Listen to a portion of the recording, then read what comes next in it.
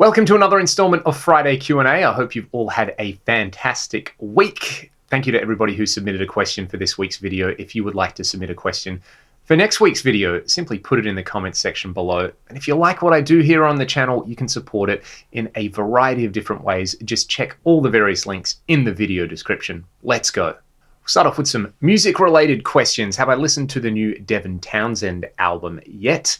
Or the singles, and if so, what are my thoughts? I've only listened to two of the main singles, but I really enjoyed both of them.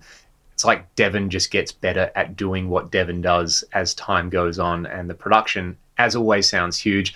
What I really liked about the songs that I heard were, Devin does this massive vocal production thing, but it was almost like the voices were slightly less layered and it let more of that kind of natural emotion come through. So yeah, I liked how heavy the songs were as well. Not necessarily from a, how down-tuned and filthy the riffs are, but the actual lyrical content. So I'm really excited to check out the rest of the album. And I kind of almost prefer Devin's sensitive side with all these kind of things, even though you have these epic arrangements when he really kind of delves into the, like I said, the heavy lyrical stuff. There's something about it. I don't know. Devin's amazing. If you agree, let me know in the comments. Soul music's influence on rock and roll. Do I think that it's maybe a little bit underrated if we're talking about the way rock and roll, or maybe music in general, is talked about in the 20th century?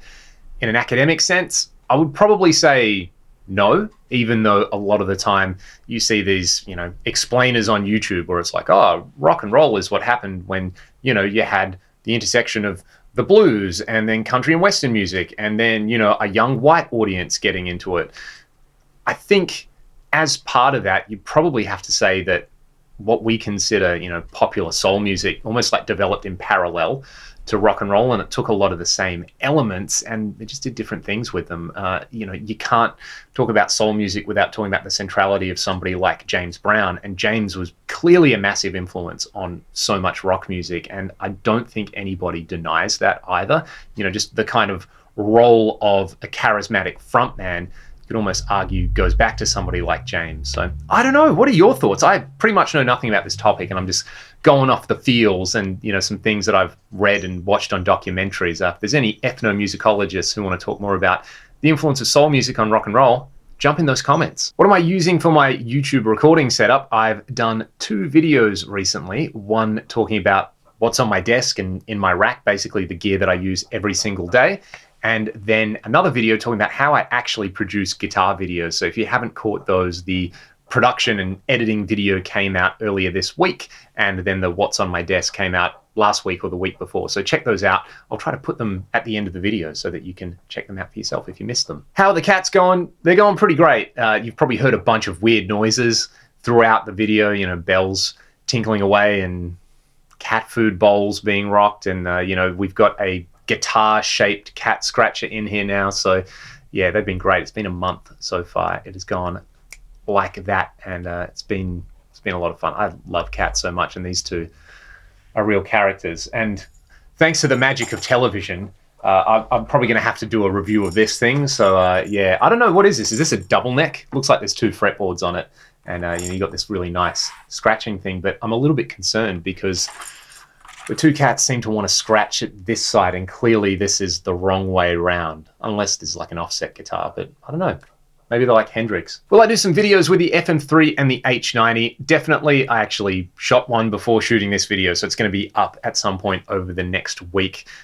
I won't talk about it too much because you can just wait until the video comes out, but if you watch my video with the H90 and you're wondering about how to kind of implement with something like an FM3, I think you'll enjoy the video. String gauges that I'm using on my PRS SC245. I still have Elixir 10 to 52s on there. On my Custom 24, I've been using DR 11 to 54s and really enjoying that. So I don't know, maybe at some point I will switch over to the 11 to 54s on there because it's just that extra little bit of tension on there, which is nice. But yeah, I just stockpiled so many of those Elixir 10 to 52s and I'm slowly working my way through them. My favorite amps in the Helix. Let's maybe restrict this to say 3 different amps. There's some that I really like in there. There's some that I haven't really played around with a lot yet. I think it's that classic initial impressions kind of thing. I actually really like the new Sun Model T and the Vitriol in there. Like the Sun Model T, maybe for the crunch stuff, it'd be a toss-up between that and the Placator. I think the Placator is slightly better at the modded Marshall thing. The Sun Model T for like the mid-gain thing on there. It can kind of do everything from like the Stones through to Sleep. Super high gain stuff, like I said, the Vitriol, and maybe the Vento for the kind of cleaner, Dumbly style thing in there. That's got some interesting controls on it, and I'm pretty sure I've talked about all of these amps in videos before as well. My thoughts and experiences with Peruvian food. When I read this question, I immediately thought, well, I've definitely had Peruvian street food before, and I've definitely had empanadas a bunch of times and really, really enjoyed them. In Perth, I don't know if they still do this, but during summer, there's often kind of summer, evening markets in the middle of town on a weeknight, and you get a lot of food trucks, you get a lot of food from all around the world, but the empanada truck was always one that I would stop at. But then did a little bit of reading about Peruvian food, and it made me also remember that when I was in year 7, I did my year 7 project on the Incas, and I've kind of been fascinated with them ever since, and especially just all the Andean foodstuffs that we consider staples now that are from there. So it's really interesting. I was doing some reading about it, and I didn't realize that ceviche was kind of considered a Peruvian staple, and that Peruvians do a version of tamales, which are really, really cool. I love Mexican style tamales, and I've made them before. Actually, my wife's aunt sent us a bunch of the corn husks recently to make those. So yeah, pretty awesome. And I need to try some more Peruvian food. So let me know if you want to know my opinion on various cuisines of the world. Let me know what next in the comment section below. And I was talking about the cats before. I think we have a guest coming in. I'm just going to have to continue like this. My favorite fictional band. Now I'm out of focus. There you go. That's it. Show the world your backside. What a great way to be.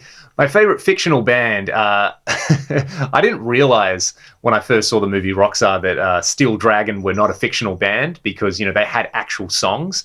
So yeah, maybe Steel Dragon, maybe Stillwater from the movie Almost Famous, or maybe Gem and the Holograms. That's just about it for this week's Q&A. Again, if you've got questions you would like me to answer on next week's video, put them in the comments section below. If you want to keep the lights on here and keep my cats fed, you can buy some of my music or sign up to my Patreon. And there's one last question, and this one really put a smile on my face as a child of the 90s in Australia.